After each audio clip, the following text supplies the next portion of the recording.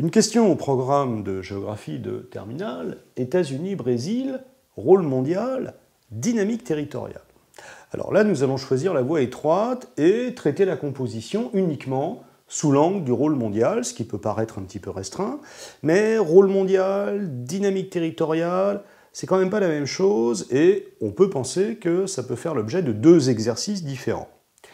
Alors, évidemment, pourquoi les États-Unis et le Brésil? Parce que ce sont les deux géants du continent américain et qu'on va donc s'interroger sur les manifestations de la puissance qui ont été vues dans le cours sur la mondialisation. Les éléments de la puissance, ce sont les éléments économiques, culturels, politiques. Comment s'appliquent-ils à ces deux États? Alors, on se retrouve dans une configuration qu'on rencontre par ailleurs lorsqu'on compare la Chine et le Japon dans le continent asiatique. C'est une puissance établie, une puissance ascendante. La puissance établie, c'est évidemment les États-Unis. La puissance ascendante, c'est le Brésil. Donc comment la puissance de ces deux États s'exerce-t-elle au niveau international? On va développer cette problématique tout en se demandant de façon très prudente, néanmoins, si le Brésil a la vocation ou les capacités et la capacité de concurrencer éventuellement les États-Unis dans les différentes formes d'exercice de la puissance. Sur un sujet comme celui-là, erreur fatale à ne pas commettre, consacrer une première partie aux États-Unis, une deuxième partie au Brésil ou inversement. Il est évident que les deux États doivent être appréhendés ensemble dans chacune des trois parties du plan, puisqu'on va finalement faire un plan en trois parties. Attention aussi à ménager sa place au Brésil. On a tendance à mieux connaître les États-Unis, donc attention à ne pas faire des parties essentiellement consacrées aux États-Unis avec une petite conclusion sur le Brésil à chaque fois. Donc pour aborder sérieusement cette composition, ça implique d'avoir des connaissances assez précises sur le Brésil. Alors, on va proposer un plan très classique avec, dans un premier temps, les aspects économiques qui caractérisent les deux États. Ensuite, d'autres aspects de la puissance, les aspects politiques et culturels. Et comme on le fait fréquemment lorsqu'on étudie la puissance d'un État ou d'une région, on va s'interroger sur les limites de cette puissance, et en l'occurrence sur les limites du rôle mondial des États-Unis et du Brésil. Dans une première partie, on va donc s'attacher au rôle économique de ces deux grands États américains. Les États-Unis et le Brésil sont deux grandes puissances économiques. On rappelle que les États-Unis, c'est la première puissance économique mondiale, mais le Brésil, aujourd'hui, c'est la sixième. Alors, cette puissance économique, elle est fondée sur l'agriculture, sur l'industrie. Ça, c'est le point commun entre les deux États. La domination des services étant plus nette aux États-Unis. Rajoutons que ces puissances économiques s'appuient sur un marché intérieur très important, puisque les deux États sont très peuplés, 300 millions d'habitants pour les États-Unis, 200 millions pour le Brésil, avec l'émergence au Brésil d'une classe moyenne importante. Le rayonnement états-unien, américain du Nord paraît plus fort en matière économique, si on pense par exemple au poids des services ou de la finance. Les États-Unis sont une puissance financière beaucoup plus importante que le Brésil, mais il faut insister sur le fait que le Brésil s'affirme, notamment à travers l'émergence de certaines firmes transnationales brésiliennes, Petrobras pour les hydrocarbures ou Vale pour les minerais, qui aujourd'hui sont des firmes transnationales d'importance mondiale.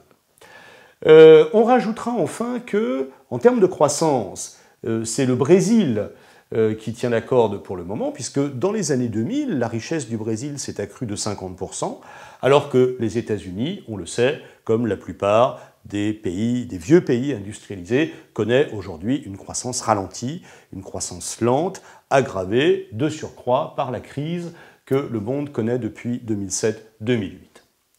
Dans une deuxième partie, on va s'interroger sur les autres facettes du rayonnement, en commençant par l'aspect militaire, en insistant évidemment sur la prédominance des États-Unis, qui sont de très très loin la première puissance militaire mondiale, avec des capacités de projection que le Brésil n'a pas. Néanmoins, on sait que le Brésil a des ambitions militaires. Le Brésil est l'un des rares États dans le monde à disposer, par exemple, d'un porte-avions. Rôle mondial contre rôle continental, c'est un peu la question qu'on pourrait se poser. Du reste, on a mis un point d'interrogation. Les États-Unis auraient un rôle mondial, le Brésil se contenterait d'un rôle continental. On ne peut pas en rester là, puisqu'on sait que le Brésil a des ambitions internationales aujourd'hui, fait partie de ce groupe de pays qu'on appelle les BRICS.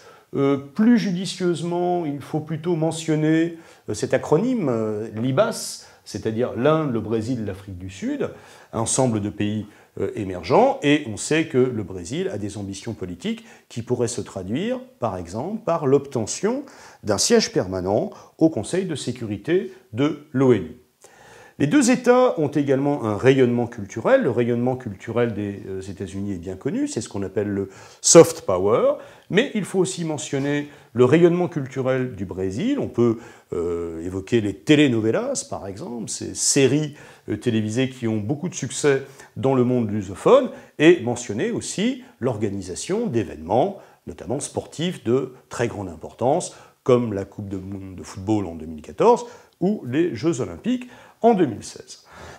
Alors, comme dans tout plan sur le rayonnement, la puissance, on s'interroge à la fin sur les limites du rayonnement des deux États, et là, donc, exceptionnellement, on va faire ce qu'il est interdit de faire sur l'ensemble de la composition, c'est-à-dire de prendre un État après l'autre. Alors, les limites du rayonnement américain sont liées notamment aux critiques dont les États-Unis font l'objet à cause de politiques qui sont unilatérales ou à cause de l'incapacité à régler un certain nombre de conflits armés, comme on a pu le voir en Afghanistan ou en Irak. Dans le cas du Brésil, c'est moins évident parce que le Brésil est une puissance émergente qui, quelque part, a toute la sympathie du monde quand on le voit se développer. Néanmoins, l'un des facteurs principaux de la limite du rayonnement brésilien, c'est la langue. Au Brésil, la langue, c'est le portugais. Le portugais est assez peu parlé.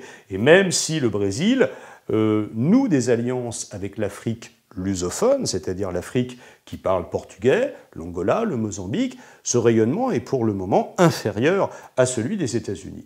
Enfin, il faut préciser que sur le continent américain lui-même, domination continentale, les deux États sont l'objet de critiques. Les États-Unis, à cause de leur prétention à dominer l'ensemble du continent américain, mais le Brésil aussi, à cause de sa prétention, réelle ou fantasmée, à dominer l'ensemble sud-américain et plus précisément l'organisation régionale qui s'appelle le Mercosur.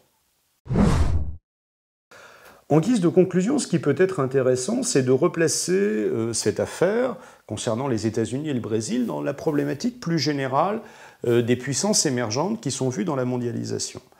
Le Brésil est pour le moment incapable, évidemment, de concurrencer complètement les États-Unis, qu'on hésite encore à qualifier aujourd'hui d'hyperpuissance, mais qui présente tous les aspects de la puissance. De façon plus intéressante, la question qu'on peut se poser, c'est comment l'ensemble des BRICS, finalement, le Brésil, la Russie dans une moindre mesure, la Chine, l'Inde, sont-elles des puissances émergentes qui sont capables, peut-être ensemble, de présenter une alternative au rayonnement des États-Unis.